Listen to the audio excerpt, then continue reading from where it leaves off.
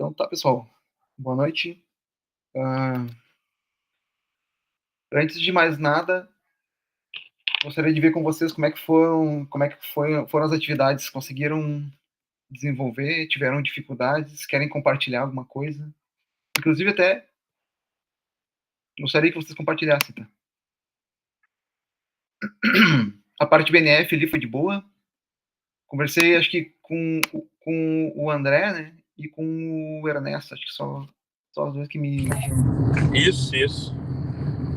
Eu tive um pouco de dúvida para relembrar, né? Pode formar, mas tá fluindo, assim, deu para entender depois. Uhum.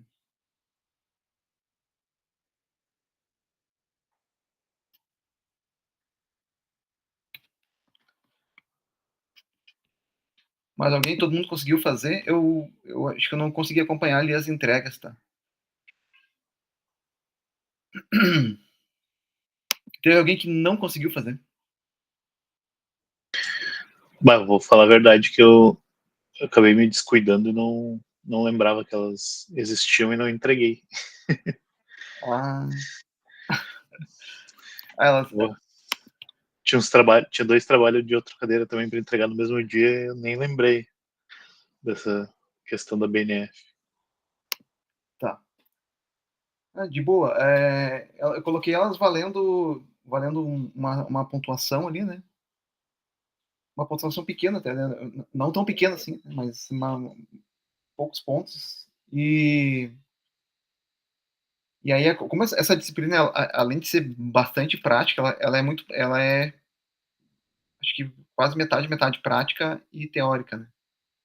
Então, a gente tem muita atividade prática e a gente tem também as semipresenciais. E as semipresenciais, no geral, são exercícios, né? Então, eu vou ter que dividir algumas das atividades que eu passar para vocês para representarem as atividades semipresenciais ali. Eu, eu separei mais duas atividades para hoje, tá? Mas aí eu acredito que essas ainda não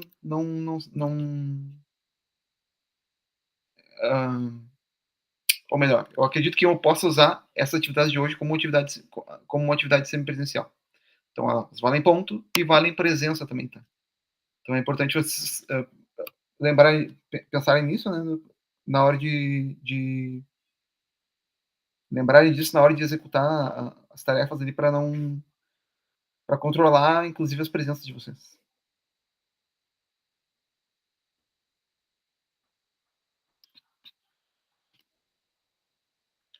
Vou dar um exemplinho, aliás.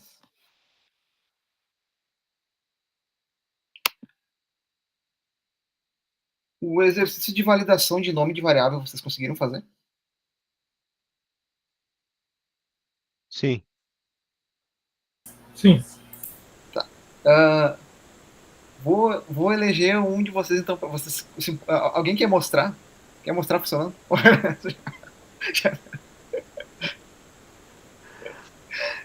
que foi, né? Já mandou um sim, já mandou um negativo na hora, né? Bah, eu gostaria, eu tô orgulhoso dessa vez, eu acho que ficou bom. Tá, então, ó, te convido aí. Não é só o professor que se ferra. Pode compartilhar tua tela aí. Ganha um bônus se mostrar, se ganhar um bônus, eu mostro aqui também. Ó, de repente tem. Então tamo aí, então.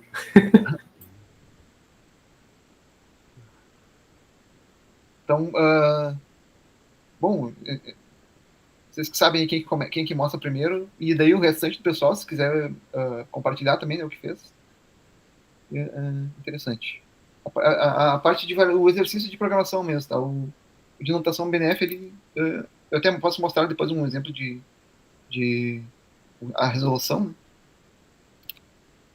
Vamos por ordem. Tá, o Ernesto ia compartilhar? Eu tô tentando. Tô vendo que tu tá tentando.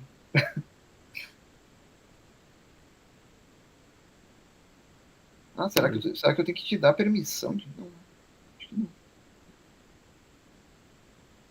Fora do domínio. Ah, foi. Ah, tá.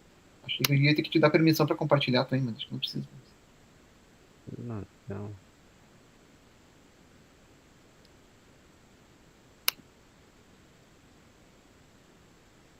Deixa eu mudar de tela aqui para chegar amanhã.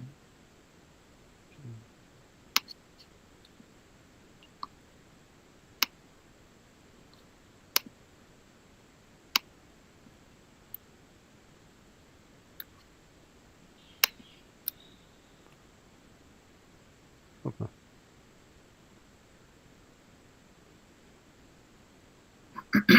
Vai pro outro aqui. Ah, vai. Ó, o homem fez em C++. Não era? Foi sem ser, né? Não, fazer na linguagem. Eu te Na linguagem. perguntei, professor. Não, na linguagem que tu quisesse. Né? Ah, é? Sim, na linguagem que tu quisesse. Ah, achei que era em C.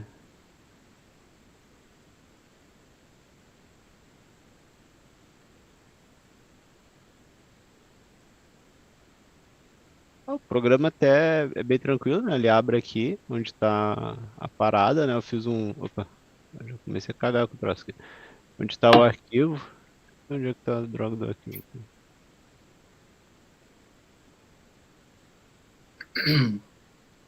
Tem aqui um arquivinho teste, né? Dá pra aqui. Nome teste. Tem que rodar de novo. Ele vai para outra tela. Aqui, ó. Daí nome teste aparece 9 caracteres e palavra válida. Lembra que eu tava te perguntando, professor, como é que ia fazer para validar e tal? Tava tentando lembrar como é que era string e tal. Sim, sim. Daí eu não sei se daqui desse uma gambiarra mais bem feita. Né? Que ele olha no primeiro ponto ali, vê se começa com um número. Daí eu fiquei só em dúvida a sequência, né? Que ele tem que cancelar primeiro que tem 10 letras, né? Beleza. Eu seguia nessa lógica. Aí depois pro número. ah, e depois aqui embaixo ele. Isso daqui foi um achado. Né? Isso daqui eu perguntei pro GP, ó. Isso aqui eu confesso. Porque tava uma fila de ou assim que era mais do que Papai Noel. E O não tava char funcionando. ali. Isso daqui, isso aqui é um achado. Entendeu? Tu verifica se a string contém um desses Isso, caracteres aí, né? muito legal. Aham. Daí aqui vem aquela prática maravilhosa que todo professor dá uma suspirada, né, do válido, né, tu dá um valor de um inteiro para um válido, se entrar aqui dentro, ele troca, senão ele mantém o valor, né, e entra no if e diz que a palavra é válida, porque é a última coisa que ele testa, né. Uhum. Tá. Perfeito. É Isso daí isso tu precisa aí. de uma flag, né? Uma flag pra te. Isso, flag. Daí era isso, tá aqui. Funcionou legal. Legal. Recuperando as habilidades de programação, então. Puxa, o que eu tô fazendo esse semestre, assim, ó, meu Deus do céu. É para entregar o projeto, né? Então, tá indo, mas, minha nossa senhora, arrancando os Uhum. cabelos. Milagres estão acontecendo. Não me vem com milagre. Esse dia me chamaram de Jesus na rua. Tá certo que era um bêbado, mas deixa quieto. Vamos ver o vídeo do. Você já viu o vídeo do Jesus andando de skate ali na pista Eu vi. do Marinha. Muito bom. Os caras não têm respeito.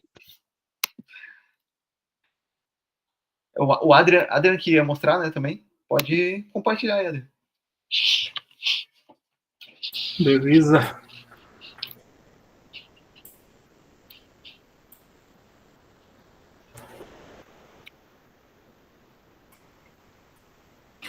Bom, tá dando pra enxergar aí? Ou tá muito pequeno? Uhum. Tá de boa? Não, tá, eu consigo enxergar. Não sei se o pessoal tá conseguindo também. Beleza. Bom, eu fiz em C Sharp. Então, tem o program aqui, né, com o main, onde ele vai executar. Aí eu só criei uma lista simples aqui com as palavras de teste. Fiz um for each em cima dessa lista para validar cada um. Aí tem um método aqui, tokenização, onde eu verifico o length dele, né? Daí tem aqui o método de verificar length. Padronizei aqui também os métodos de erro. E eu utilizei a máquina de estado para conseguir controlar o estado no switch case aqui. No caso, quando eu faço for each na string, aqui eu estou recebendo a string, eu faço um for each na string, então é um array de chars, né? Então ele vai navegando char por char da minha string e vou validando dentro desse método, utilizando daí o controle de estado do Lexer aqui. Aí então teria o start, que eu vou verificar se ele é uma letra ou se ele é um underscore, né? Aí, se ele for válido, eu adiciono no valid token e passo ele para um modo de identificação, para ele começar a ir para outra parte. Se ele for inválido, se ele não for um desses dois, daí eu seto ele como inválido e no próximo index do looping ele vai cair como invalid e vai emitir um erro. Na parte aqui de identificação dos tokens, né, que daí após o start, no outro estado, eu verifico também se ele é uma letra ou um dígito, diferente desse que é só uma letra. Eu verifico se ele é uma letra ou um dígito ou um underscore. Se for, adiciono ele como um token válido e mantenho o estado como identificação ainda. Se não for, daí seto ele como inválido e assim por diante. Aí basicamente esse aqui é o código. E no final eu estou vendo se o tamanho do meu input, né, da minha string que eu recebi para validar, seria o mesmo tamanho do meu valid token que eu vou adicionando em cada um desses passos aqui. Só para desencargo de consciência mesmo, só para ver se tá correto. Uhum. Aí, se eu executar aqui,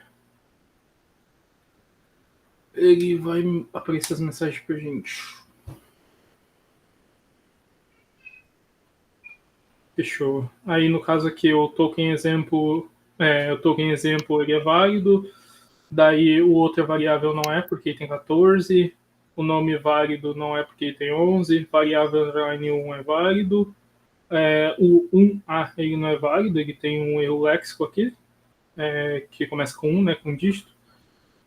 Blá, blá, blá, mais também tem um maisinho que não é válido, e o outro também tem um asterisco ali que não é válido.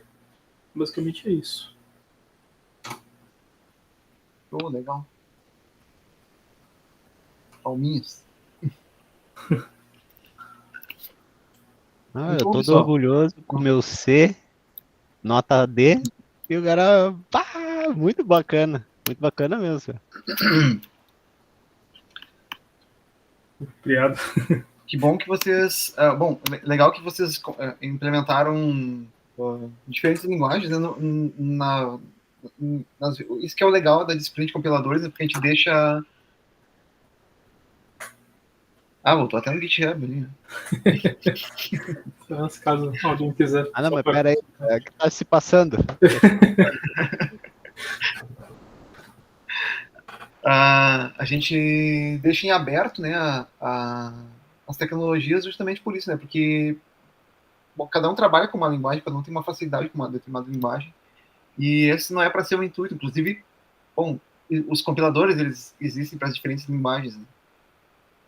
Até comentei, né, em uma das aulas passadas, né, o objetivo de existir o compilador não é por si só o compilador, né, mas ele o objetivo de escrever um compilador é porque eu quero criar uma linguagem de programação. Então, é bom a gente ter essa variação de pluralidade de linguagens. Um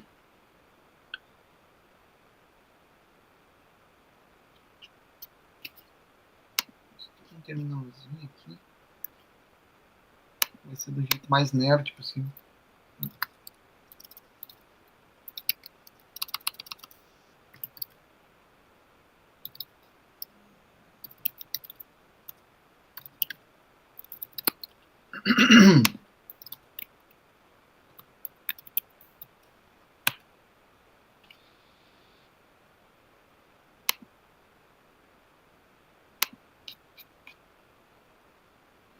Para não ficar...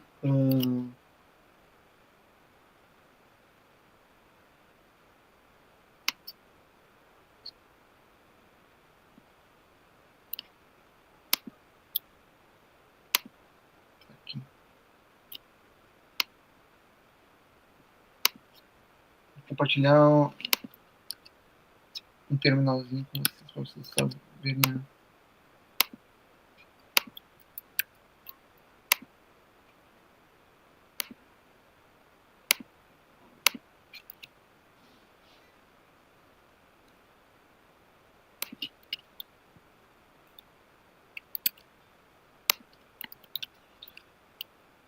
Tá aparecendo já, né? Já tá enxergando na tela?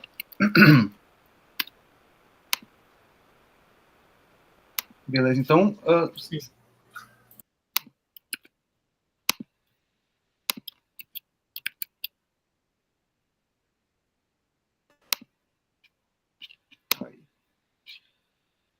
O exercício da atribuição, né, da representação em BNF da atribuição.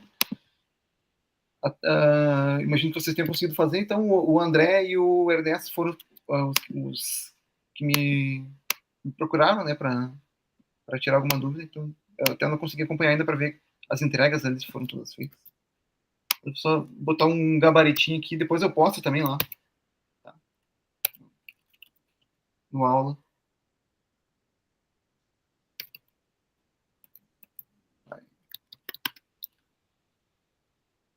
Então, essa seria uma forma, tá? Talvez possam haver variações, mas aqui uma forma de como construir essa gramática BNF para representar uma atribuição no C, né? A gente pode até pegar um exemplinho aqui também. Ver se ele se encaixa, né? Então, o Ernesto, lembra que tu me mandou umas imagens ali do teu desenvolvimento do exercício, né? E eu acho que uma coisa importante até quando vocês estiverem fazendo a BNF é nos não terminais, né? E também nos terminais colocarem nomenclaturas significativas, né? Assim, tu coloca o nome de uma variável, né? Então, bom, a minha gramática, na maneira mais formal, eu represento ela, bom, a gramática G, né, o conjunto de regras de derivação S, mas quando eu for fazer a notação BNF, bom, o que a minha gramática representa? Ela representa uma atribuição, né? Então, beleza, a atribuição, ela é o que é? É um identificador, ela é formada por essa estrutura aqui, né? Basicamente não sei. Um identificador, o símbolo de atribuição, que é um literal, né? E uma expressão do lado direito, e como a gente está falando de C, um outro literal para representar o caractere terminador ali, que é o ponto e vírgula. E aí a gente deriva o identificador, que pode ser uma sequência de caracteres, né? Iniciando com letras, e aí podendo depois ter letras ou números. E a expressão ela poderia derivar daí. Aqui não.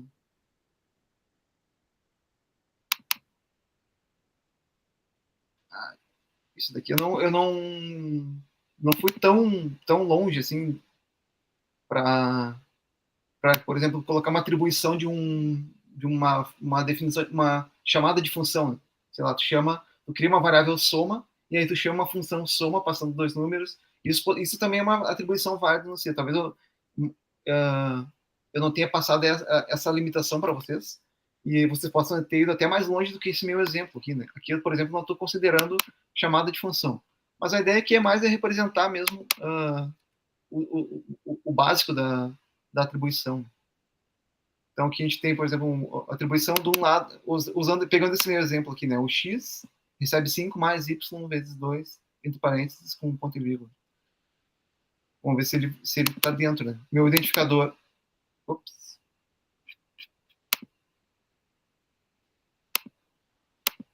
Deu zica na apresentação e eu tá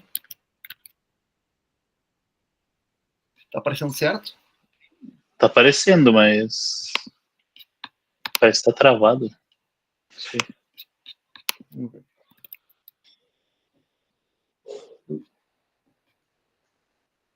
Tá com o X selecionado? Agora eu vou. Não sei. Tá, agora aparece. Aí. Agora Aí? sim. Agora. Tá. Aí, tá. Beleza. Não sei operar essa máquina. Então tá. O identificador, ele pode ser uma sequência de caracteres, né? No caso aqui é um X, e aí eu já tenho um terminal aqui no meio, né? No meio da minha definição. Então, o igual está aqui, e aqui eu tenho a expressão e ponto e vírgula. O ponto e vírgula está aqui, e aqui eu tenho uma expressão, né? Então, agora a gente tem que ver se essa definição aqui está dentro do que a gente define como expressão. O que a expressão pode ser? Ou um termo mais expressão, ou um termo menos expressão. E aí o termo, a gente tem as definições que vamos vendo em qual das regras se encaixa. Termo mais expressão, né? Aqui a gente pode usar. Então, seria termo, e aí de termo eu derivo em fator, que derivo em identificador, aliás, em constante, e aí eu posso derivar para um numeral aqui, que seria o 5. Né? Beleza, até aqui tudo bem. O mais, ele já foi derivado, né? A gente pegou aqui a expressão que tem o mais terminal. Então, agora a gente pode ver se a expressão a gente consegue derivar nessa expressão que está dentro, entre parênteses. Então, expressão deriva em termo, né? Que deriva em fator. E aí o meu fator ele pode ser ou um identificador, ou uma constante, ou uma expressão entre parênteses. Então, beleza, vamos usar esse porque eu tenho uma expressão entre parênteses. Vou para essa regra aqui. E aí vamos de novo, voltamos lá para a expressão. A minha expressão ela pode ser ou um termo mais expressão, ou um termo menos expressão. Nesse caso aqui a gente vai derivar para termo e o nosso termo para fator vezes termo. Né? Então, aqui, fator vezes termo está dentro. O fator pode ser um identificador, uma constante e uma expressão. Nesse caso, a gente quer que ele seja um identificador porque é só uma letra Y. Então, beleza, deriva para identificador, letra Y, matamos esse cara, e só falta esse cara aqui. Era fator vezes termo, né? Então, termo deriva para fator, que deriva para constante, que deriva para um numeral, número 2. Então, beleza. Conseguem ver que vocês chegaram a fazer algum teste de mesa nesse sentido para validar as gramáticas, a gramática que vocês fizeram na anotação BNF?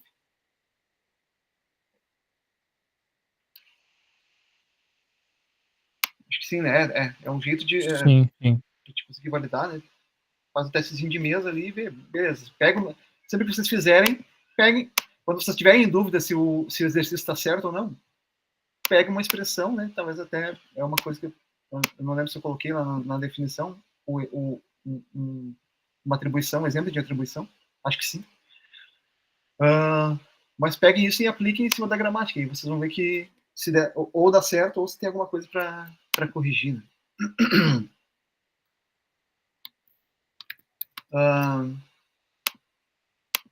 Para de compartilhar isso daqui.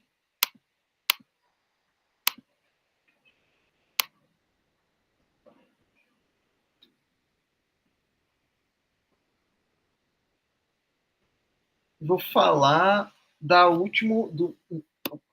uma última pincelada na parte de análise léxica, né? E acho que uma coisa que eu até não comentei com vocês, que é os nomes que também um outro nome que também se chama, né, o analisador léxico, é o parser, né?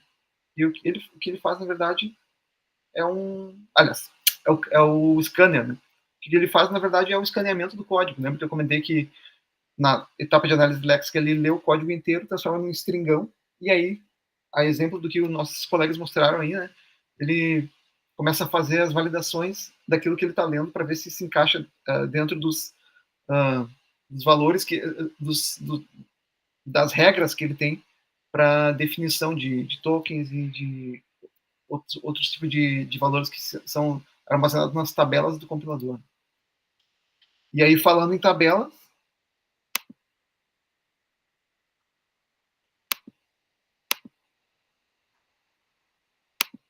tá.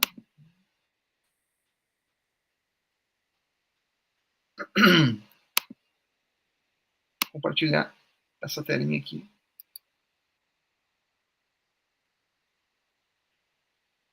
Então, falando em tabelas, falar de uma última pincelada sobre a parte de análise léxica. Não sei se vocês lembram, mas eu falei, comentei em alguma das aulas que uma das principais responsabilidades da etapa de análise léxica, além da definição, né, dos lexemas, é a carga e preenchimento, né, das tabelas que vão ser utilizadas em todas as etapas posteriores da compilação. Então, aqui trazendo para vocês algumas tabelas que existem que são passíveis de existir, né? Não necessariamente para todas as linguagens o compilador vai criar todos esses tipos de tabelas, até porque eventualmente não vai existir, né? Talvez exista alguma linguagem que tu não tem uma definição de a possibilidade de criar um tipo, né? Então, para essa tabela, talvez, para essa linguagem, talvez não faça sentido criar uma tabela de tipo, ou então de temporários. Mas, no geral, fazendo um apanhado de todos os compiladores, as principais tabelas que existem são essas. Então, bom, tabela de literais, lembra que a gente, ali, quando eu comentei com vocês sobre valores constantes, e aí entram valores literais, numérico, definição de constantes, quando tu declara lá um const, né? Uma variável do tipo const, significa que esse valor ele vai ser mantido ao longo de todo o código, né? Tu espera que esse valor não varie durante a execução do código. Então, beleza.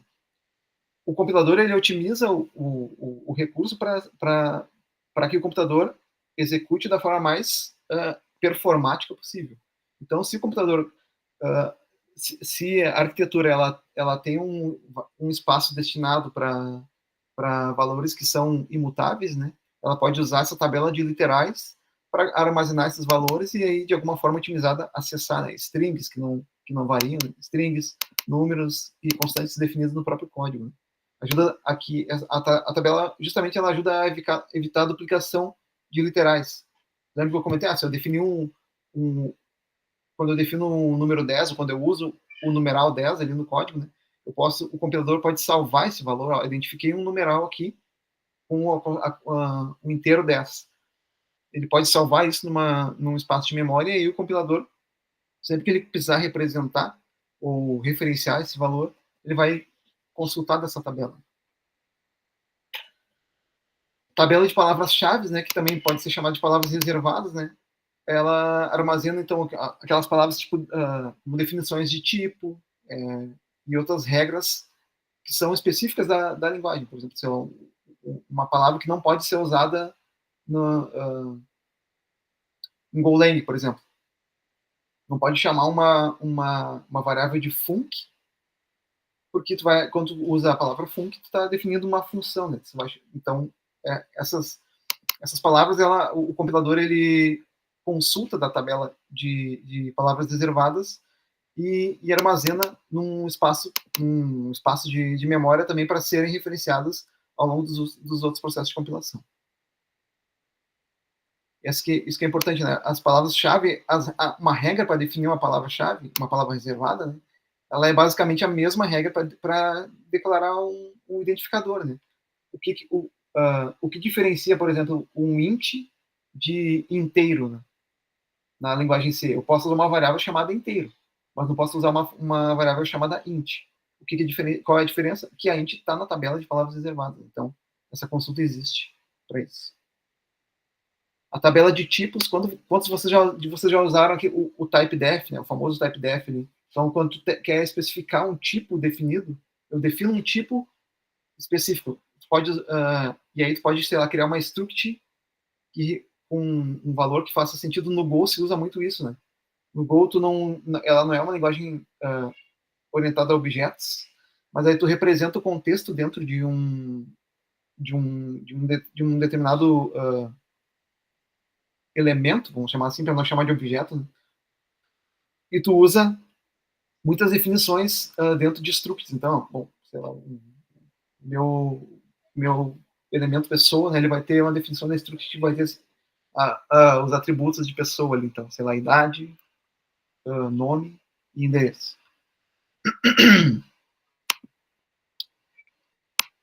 A tabela de tipos ela é crucial para a verificação de tipos durante a análise semântica, né? Então aqui já começa aquilo que eu comentei com vocês.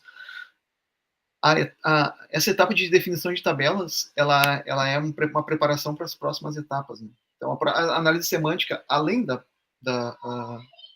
tabela das tabelas de tipos, ela também vai usar as tabelas de identificadores, vai usar a análise de semântica e de sintaxe, elas vão utilizar praticamente todas as tabelas para conseguir compor, validar escopo, validar posicionamento, validar gramática. Isso daí. Tabela de estruturas, né? Então, quando eu defino uma estrutura complexa, porque... e aí a gente pensa, qual a diferença de armazenar uma estrutura complexa para um typedef de uma struct, né? Então, faz sentido aqui uma diferenciação disso no tipo para uma estrutura, porque aqui eu estou definindo um tipo, né? Digamos que na minha regra de sintaxe, eu tenho ali, usando aquele próprio exemplo que a gente tem ali, né, de atribuição, né? Digamos que eu tenho uma regra que para declarar uma variável eu tenho que colocar primeiro o tipo dela, né, no próprio C ali. Quando for declarar uma variável, eu coloco o tipo primeiro, depois o nome, e aí talvez uma atribuição de valor ou não nela. Então, como que a análise sintática validaria isso, né?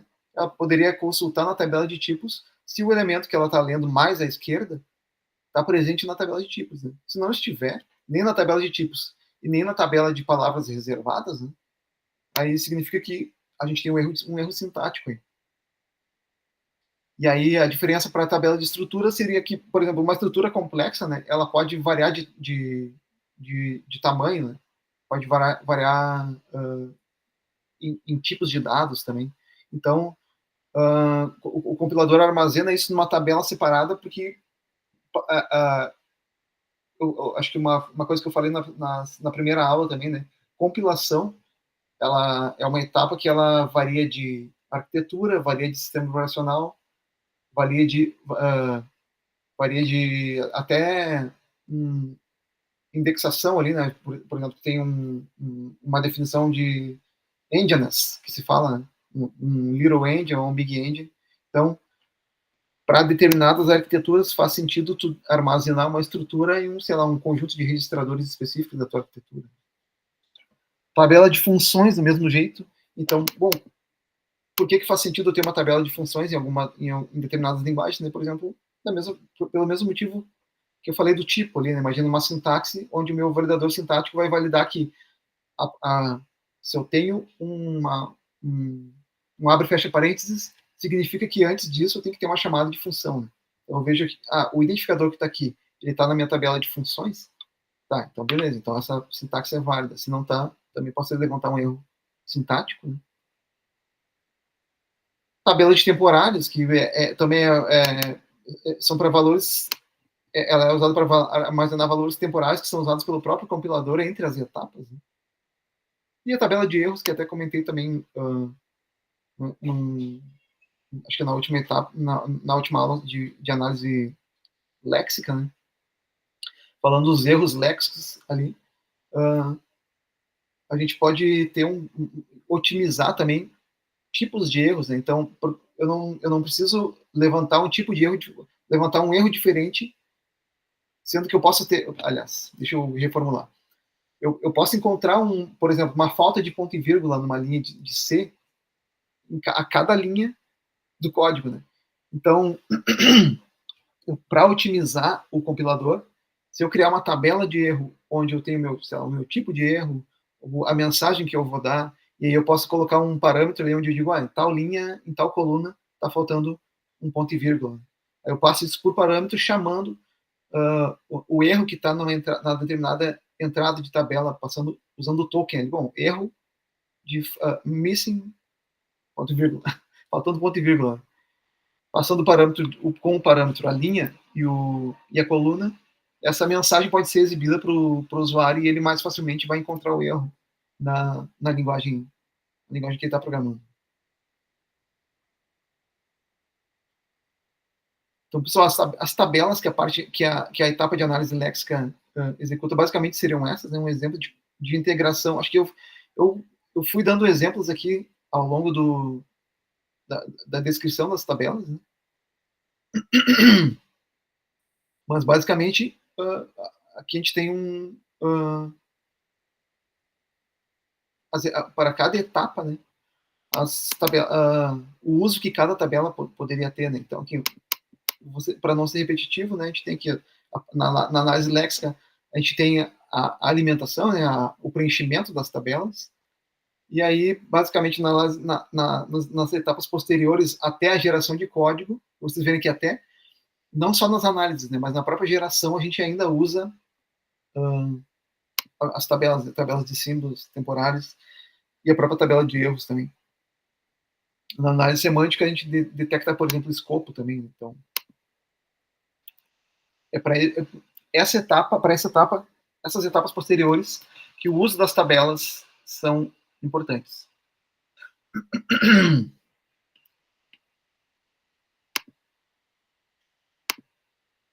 Eu vou compartilhar depois esse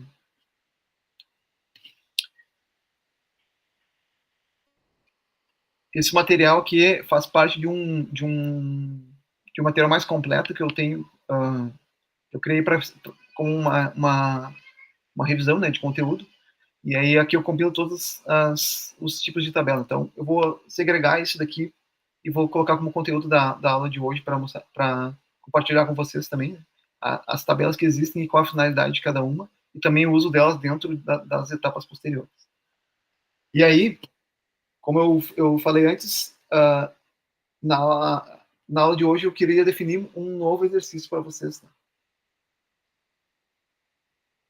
Ficaram felizes? Quem desenvolveu para vocês que já desenvolveram um validador de nome de variável, se vocês seguiram um certo padrão ali, né, de desenvolvimento, vocês vão poder reutilizar o código que vocês fizeram nesse exercício para incrementar ele com essa nova etapa. Né? Então, vocês lembram que eu até comentei que eu tinha feito aquele desenhozinho horrível? Vou compartilhar aqui.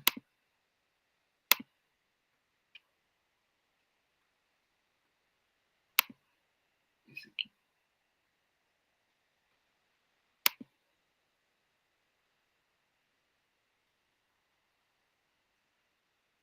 Lembram desse desenho que eu desenhei ao vivo aí com vocês? Sim. Tá. Beleza. Ele basicamente era um fluxo onde eu estava executando uma máquina de estados, né? Eu parti então no ponto de entrada, que era aqui eu exemplifiquei com uma leitura de um arquivo, né? E aí, a partir da leitura de cada elemento que tinha no arquivo, eu chegaria nas definições daquilo que está sendo lido. Então, tipo, se eu li em uma determinada linha, eu li uma sequência de caracteres, uma string, né, ou uma cadeia de caracteres, que se encaixa dentro das regras para a definição de uma variável válida, né, ou de um nome válido, então eu poderia dizer que esse cara aqui é um token válido, então ele é um token de identificação, por exemplo. Porque eu tinha dado o exemplo de batata, né, a palavra batata. Batata pode ser um nome de variável. Né? Então, beleza. Digamos que se eu botar num arquivo ali batata e você tivesse uma implementação programática dessa máquina de estados, vocês poderiam ler esse arquivo e validar que essa palavra é uma palavra válida para ser usada como identificador. E aí, sei lá, a gente não precisa necessariamente criar uma tabela, tá? E o exercício não é criar uma tabela, mas a gente pode emular isso, sei lá, printando na tela. Então eu vou postar em seguida a definição do exercício, que é o seguinte: implementar essa máquina de estados aqui de forma programática. Então vou dar no que se baseia o exercício. Vou passar para vocês uma lista de palavras e aí pode ser um arquivo com uma lista de palavras, né? E aí pode ser ou um identificador, ou um número, ou um token de operação, que, né? Então, digamos que seja ou igual, ou maior, ou menor. E aí a gente não precisa especializar cada tipo, né? A gente pode simplesmente dizer, eu li aqui um token de operação. Eu li aqui um token número. Eu li aqui um token de identificador. E aí printem na tela à medida que vocês lerem isso do arquivo. Eu até separei um arquivinho já.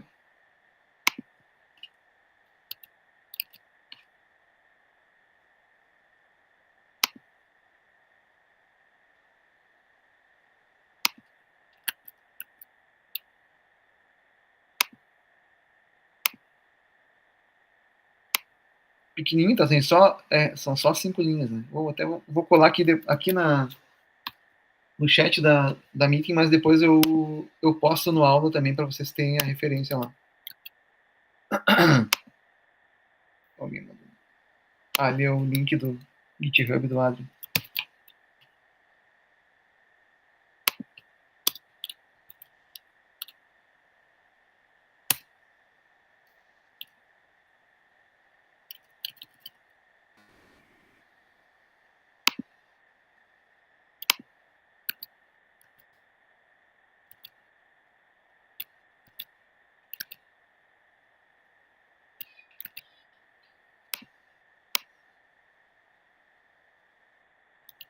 E o que é importante a gente ter em mente, né, nesse exercício é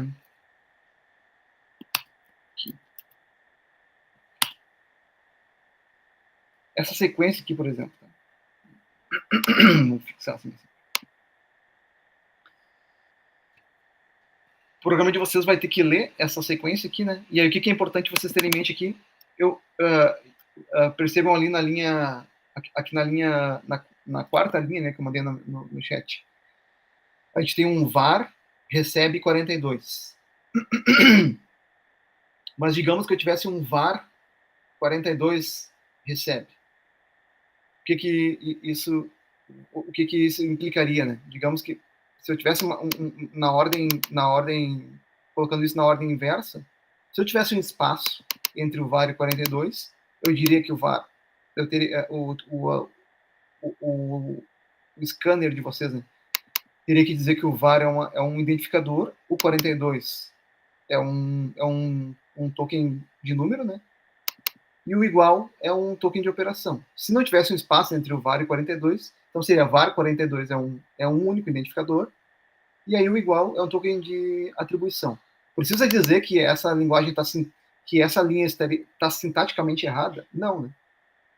Lembrem que na análise léxica, a sintaxe não é avaliada.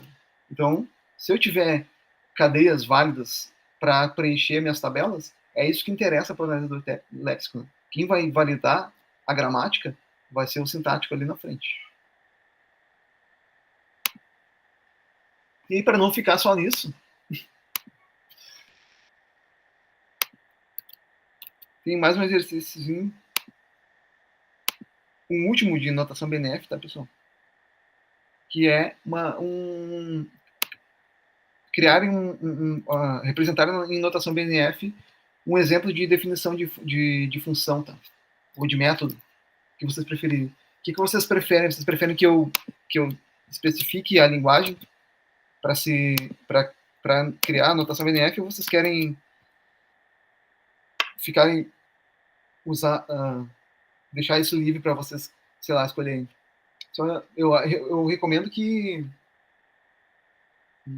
seja, sei lá, que usem uma linguagem que use chaves como delimitação de escopo, né? Acho que só para ficar mais simples, talvez se colocar no Python ali, se vocês, para vocês conseguirem dizer que está dentro da gramática específica, teria que validar se tem um recuo ali, uma tabulação corretamente feita. Não é impossível, tá? Inclusive, o interpretador do Python faz isso, mas aí eu acho que se for uma linguagem que use escopo dentro de chaves, facilita para vocês. Tá?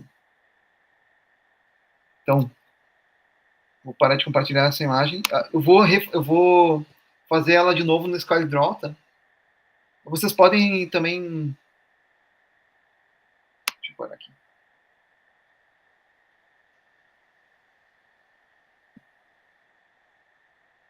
Vocês podem também redesenhar ela, se quiserem.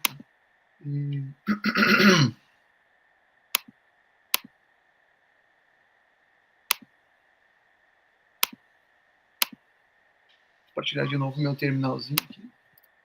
Que eu tinha aqui, meu BNF-TTR.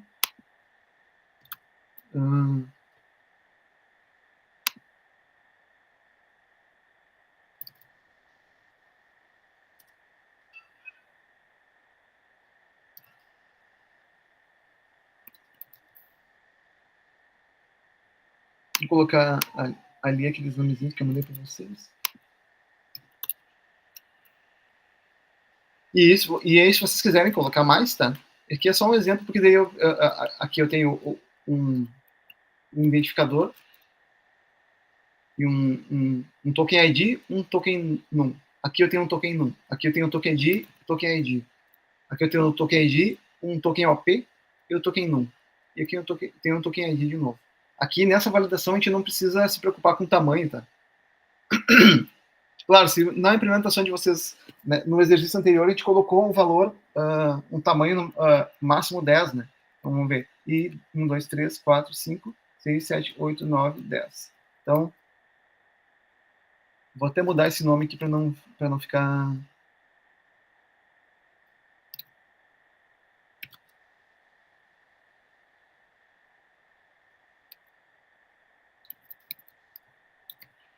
Aí, ficou melhor assim. Para não cair naquela regra, porque agora, nesse momento, eu não quero mais que vocês se preocupem com aquela regra de validação de tamanho, né? Em tese, poderia ser qualquer tamanho. Eu pedi aquilo no exercício anterior para a gente exercitar aquela questão de tamanho de cadeia que nós comentamos em gramática, tá? Nas gramáticas. Mas a ideia aqui é que, bom, uma variável pode ter um tamanho que for, né, sem uma limitação. Então, para o arquivo de testes, eu vou deixar só tokens ID com tamanho menor do que 10. E aí vocês podem incrementar aqui, se quiserem, só para, por exemplo, eu estava falando aquela hora e das palavras que eu tinha colocado no nosso chat, né? Mas o que eu estava comentando aquela hora de, por exemplo, isso daqui, se eu tiver isso daqui,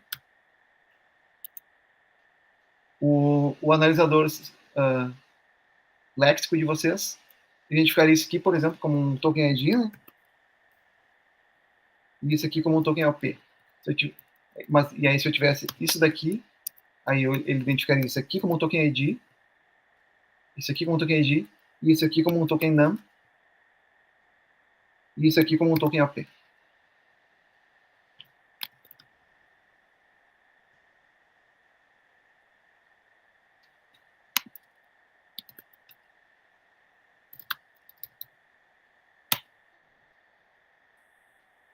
E aí, o exercício de notação BNF, tá? De representação de notação BNF, o que vocês preferem? Preferem que eu delimite o escopo ali, dizendo, representem, sei lá, uma definição de função na linguagem C, e aí vocês vão fazer a BNF em cima disso, ou vocês querem fazer, sei lá, por exemplo, o Adriano, né, fez... mexe com C Sharp, né, de repente ele quer fazer em C Sharp.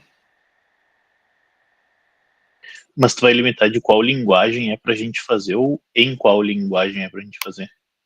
Isso que eu não entendi. Não, não. Esse segundo exercício é mais um exercício de BNF, tá? Mas aí, ao invés de esse exercício que vocês fizeram de uma BNF para representar uma atribuição, né? Agora, ao invés de ser uma atribuição, é uma declaração de função. Então, não vai ser, vocês não vão fazer isso em nenhuma linguagem, né? Vai ser a notação BNF mesmo, usando a notação BNF. E aí sim. o valor. Entendi. E aí, entendeu? Pode falar? Entendi.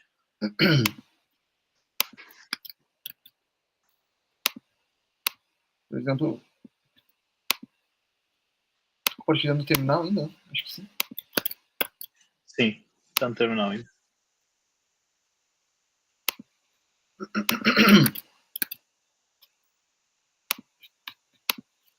Sei lá, a definição de função em si, né? Então, vou ter o tipo, um nome, e aqui eu posso ter. A gente pode até simplificar, até. Ao invés de eu poder, em C mesmo, a gente poderia ter 0 ou N parâmetros, né? A gente pode dizer que, bom, eu sempre vou ter um parâmetro. Eu posso ter um ou mais parâmetros, né? E aí, depois disso, eu vou ter uma abertura, um fechamento de chaves. E aqui eu vou ter, sei lá, o meu escopo, né? Que eu posso chamar de corpo da função, body, né? Meu body. Então, eu farei uma BNF para representar isso daqui. E aí, sei lá, a gente pode definir até o quanto a gente pode entrar dentro disso daqui, né? Porque quando eu abro um escopo na linguagem C, significa que eu posso ter um universo aqui, né? Aqui dentro. Tudo que é válido dentro da linguagem pode estar dentro desse escopo aqui. Então, essa notação BNF poderia ficar extremamente gigantesca. Eu acredito que a gente possa ficar, sei lá. Eu vou colocar a atribuição, porque a gente já fez a BNF de atribuição, né?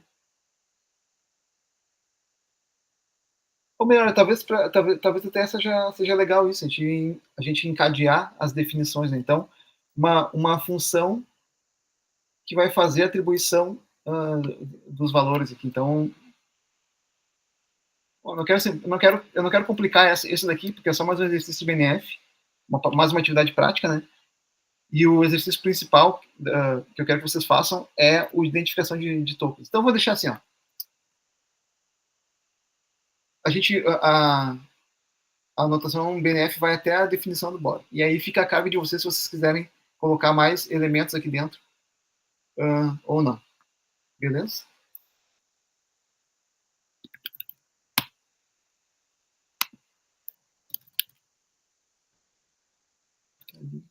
Tá, então em seguida eu vou adicionar as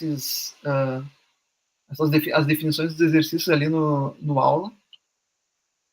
E também um recorte, né, daquele material ali que fala das tabelas. Qual que é o objetivo desse exercício de hoje, né? É a gente simular como que o analisador léxico geraria a tabela de símbolos, né? A tabela mais básica, que é a tabela a tabela de símbolos do compilador. Então, como que ele identificaria os tokens, os tipos diferentes de token, né? E armazenaria isso em tabelas. Então, para simplificar, a gente pode chamar de um token apenas de tokens, né? E printar ali. Mas na prática, por exemplo, se fosse um literal ali, um numeral, né? Ele salvaria na tabela de literais. Aí, se for um tipo reservado, ele salvaria na tabela de palavras reservadas, de tipos. Ou, sei lá, se for uma variável, simplesmente uma declaração de variável poderia salvar na tabela de identificadores.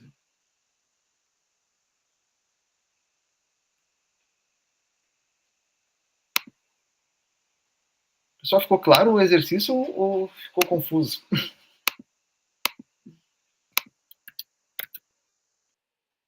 Para mim ficou um pouco confuso. No final eu não entendi muito bem o que era o BNF, o que era o primeiro exercício que dava para usar junto com Tá, o eu falei, identificador de... eu vou definir, então, vou apresentar para vocês 2 exercícios hoje, né?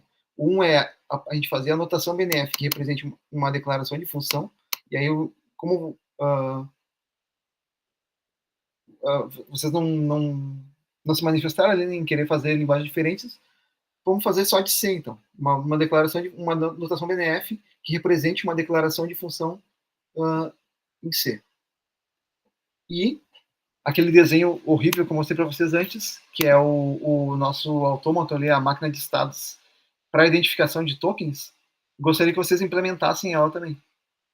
Então, por isso que nesse exercício de declaração de validação de nomes de variáveis, né, até sugeriam uma sugestão, né, é que vocês consigam usar, que vocês possam usar, implementar usando máquina de estados.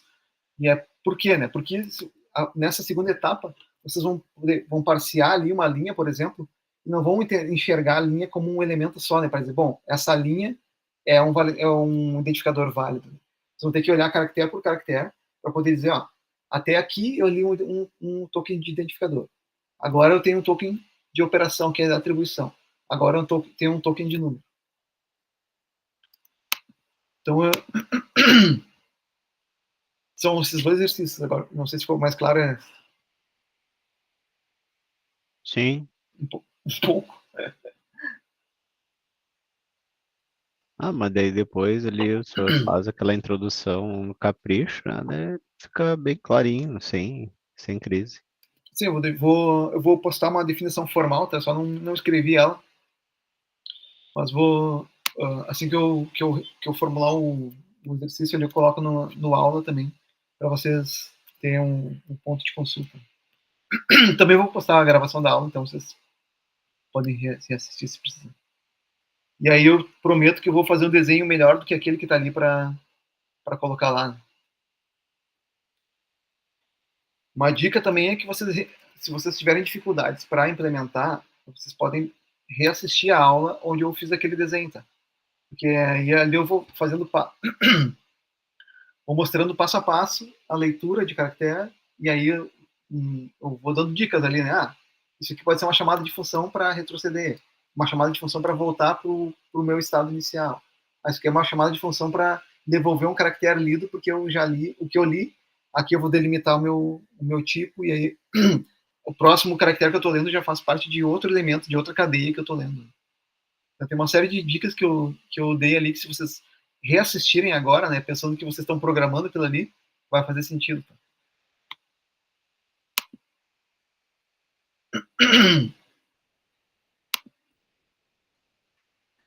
Beleza, pessoal?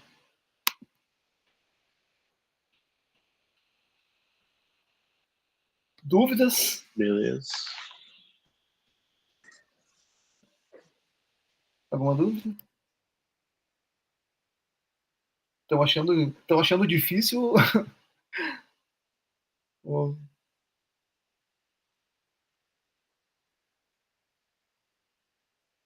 Fala, Guilherme. Abriu o microfone. Não. Eu ia falar que eu estava achando um pouco. Um pouquinho difícil. Um pouquinho complexo. Por que eu estou fazendo vocês... Mas... Pode falar. Mas é que, tipo, essa semana passada também, né? Eu saí da aula, eu fui fazer o exercício, não tinha entendido direito, né, mas eu consegui fazer no final das contas. Eu te mandei e-mail perguntando, né? Daí, mas de boa. Essa semana também foi uma luta. Por que eu estou fazendo vocês implementarem na unha isso, né? Faz sentido a gente escrever assim de uma forma tão, parece meio tosqueira, né? Bom, vou implementar uma máquina de estados para ler caractere por caractere de uma linha para dizer se esse cara é um identificador ou se esse cara é um token de operação, né? Ou um número.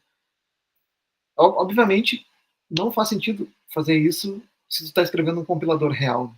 Mas só que isso o exercício é justamente para vocês entenderem o fundamento.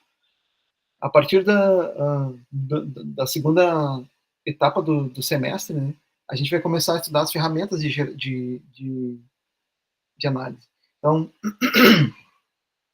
ao invés de tu escrever um scanner, por exemplo, né, ou um parser, tu vai definir uma gramática e aí o próprio o parser ou o scanner vai gerar o código para ti. Essa é a grande magia, né? Então, por isso que a gente estuda essas etapas iniciais. A gente estudou gramáticas ali, a gente está fazendo exercícios de notação BNF, não é porque eu quero ferrar vocês, tá? É porque eu quero que vocês exercitem isso, porque mais para frente, quando a gente for estudar as ferramentas, a boa parte das ferramentas, tu define uma gramática no formato BNF para ele, dizendo, ó, eu quero que a minha linguagem, e aí eu posso passar, sei lá, um subset de uma determinada linguagem para o parser que vocês estão escrevendo fazer a validação. Né? Então, vocês vão dizer ali, escreve se vocês pegarem essa gramática BNF que vocês vão gerar, vocês geraram de atribuição e colocassem uma dessas ferramentas de geração, ela geraria o código para fazer essa validação. Essa já é uma dica que vocês podem guardar no coração também, porque vai fazer sentido mais na frente quando a gente estiver trabalhando com as ferramentas de geração automática. Beleza? Então, assim, às vezes parece que o que eu estou falando é meio solto, assim, mas eu tento sempre ir dando algum um toquezinho para as etapas posteriores da disciplina, para vocês já irem se preparando. Né? E aí, no final, a gente vai fazer um exercício maior que reúna tudo isso que a gente tem aprendido. Vou parar de apresentar. Beleza, pessoal? Feito, senhor. Então, Feito. Então tá, acho que de conteúdo era isso. Eu queria só encerrar essa parte de análise léxica e colocar esse último exercício de léxico com vocês, né, antes da gente partir para a próxima etapa. E aí na semana que vem a gente já começa a falar de análise sintática, né, comparando ali, e aí talvez até entrelaçando uma com a outra. Né? Lembra que eu comentei que eventualmente a gente enxerga aquele fluxograma do compilador como sendo blocos procedurais ali, né? Mas não necessariamente é assim, a gente pode fazer um bloco e chamar o outro, né? E aí assim faz mais sentido otimizar, né, os fluxos. Faz uma análise, em especial as etapas de parse, de escaneamento e de parseamento, né? Fazem sentido elas se entrelaçarem para conseguir apontar erros de compilação o mais rápido possível.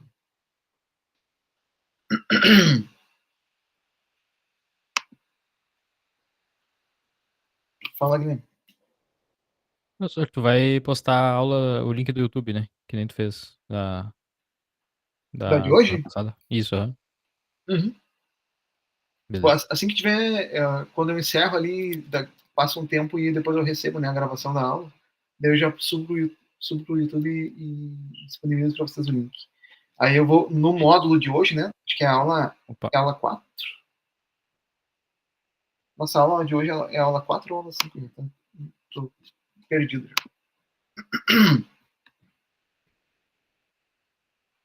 Deixa eu ver aqui.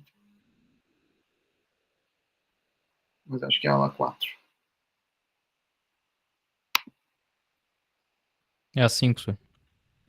É a 5? 5, 26/3, 5. Uhum. Verdade. Beleza. Então, vou postar ali na aula 5 o vídeo, o link da aula de hoje, e mais a definição desses outros 2 exercícios, tá? E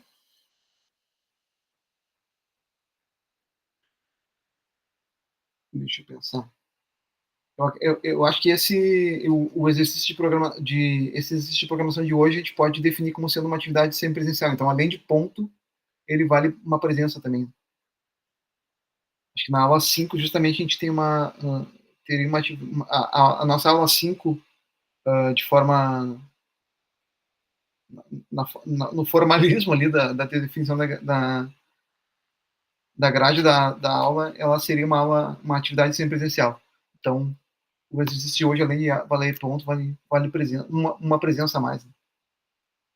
A gente tem 20 encontros reais, mas são 24 aulas no todo. Então, a gente vai ter 4 exercícios que vão, além de valer nota, vão valer presença também. Então esse é o primeiro deles. Beleza, pessoal? Vou parar de gravar aqui, então. Se vocês não têm mais nenhuma dúvida,